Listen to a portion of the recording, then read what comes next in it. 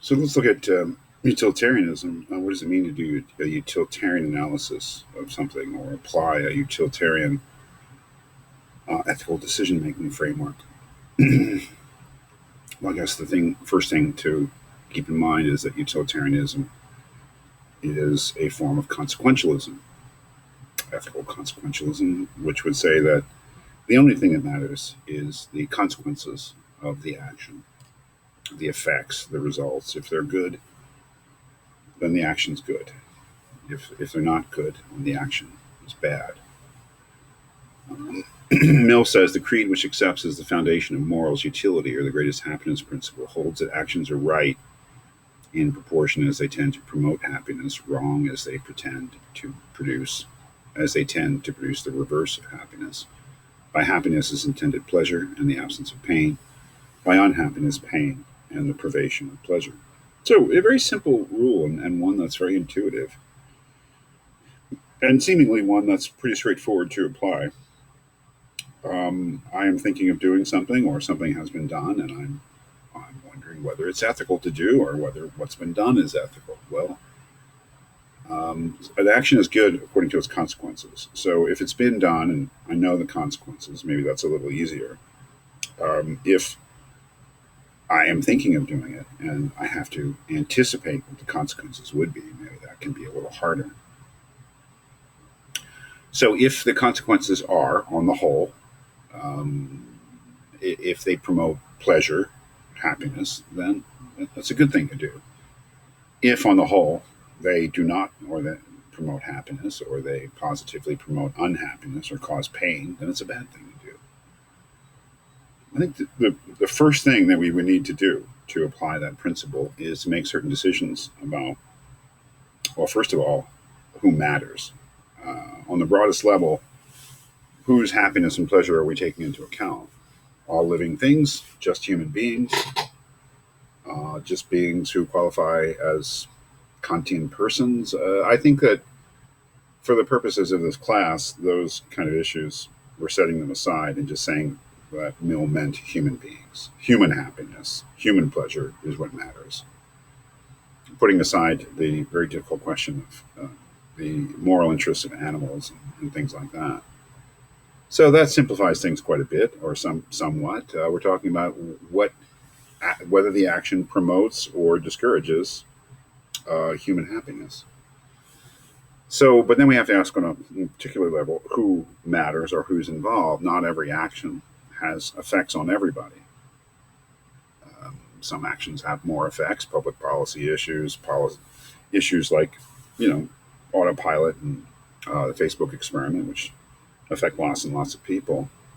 But most of the actions that we do in life do not affect that large number of people. That's what makes those special. So we have to decide whose interests are at stake. That is, we have to decide who is affected, who matters here in the sense that whose happiness, whose welfare is going to be impacted. And that can be a difficult thing. Obviously, some people's, if there are a lot of people affected, it doesn't mean that everybody's affected to the same degree and in the same way. So these things have to be sorted out, though. We have to decide what the ramifications are for people's welfare and who's actually involved. So that has to be determined. To really apply the greatest happiness principle, we have to make some decisions about just whose happiness is really at stake. And then the thorny question of what happiness is. Mill tries to simplify things by saying that happiness is pleasure and unhappiness is pain. But a lot of this work is about the different sorts of pleasures there are. And there is he thinks there are higher and lower pleasures. There are more important and less important pleasures. Mill thinks that the pleasures of the mind, intellectual pleasures, for instance, are much more pleasurable and important than bodily pleasures. But not everyone would agree with him on that. And then there's just the problem of trying to quantify pleasures. One of the scenarios I give in my moral philosophy classes to apply utilitarianism is things like safe injection sites for heroin addicts.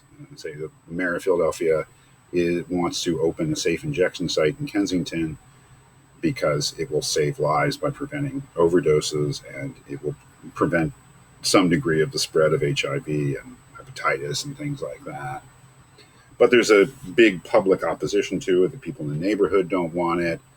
There's a moral objection that the city should not enable people to use drugs in any way. So, how do you decide something like that? Well, if the site would actually save, let's say, 100 lives a year by preventing overdoses, how do you weigh that against, let's say, thousands, perhaps hundreds of thousands of people being strongly against it on principle, and who would, I guess, be made unhappy if it were to go on? And how do you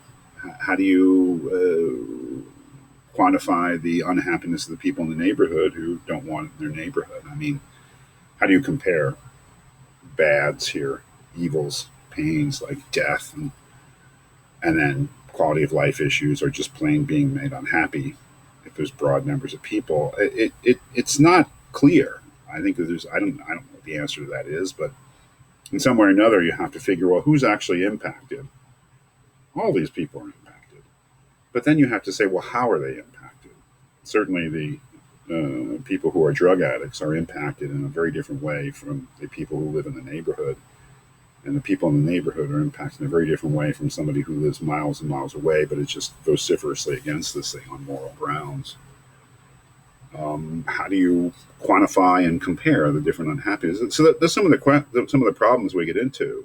How do you quantify pleasure and pain, and how do you compare different sorts of pleasure and pain? But these are the things that you have to try to work out. I mean, it's not as if applying these principles will give us a definite answer, which is definitely the right answer, or even that there's one way to justify any particular answer. But this is the kind of thing you have to work out. You have to sort of say, well, and make decisions. Like I would make the decision that certainly that the lives of the people that are saved.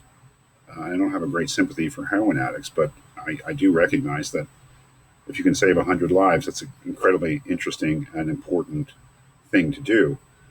I would say that outweighs, let's say, the unhappiness of somebody who lives miles and miles away and just is against it on principle if they hear that it's open. I don't know how to compare it to people who live in the neighborhood who claim that it affects their quality of life. I think that's a much more difficult issue. So, but those things you have to work out for yourself. And to do an analysis, you have to make certain decisions about whose happiness in a particular case is more important because they're affected more than somebody else. And there's no one way to do that. You just have to kind of work it out for yourself. But those are some of the issues I think involved in making a utilitarian analysis. And people have done it. People in this class have done it, so it can certainly be done. But it's a difficult thing to do. I make a comment on it.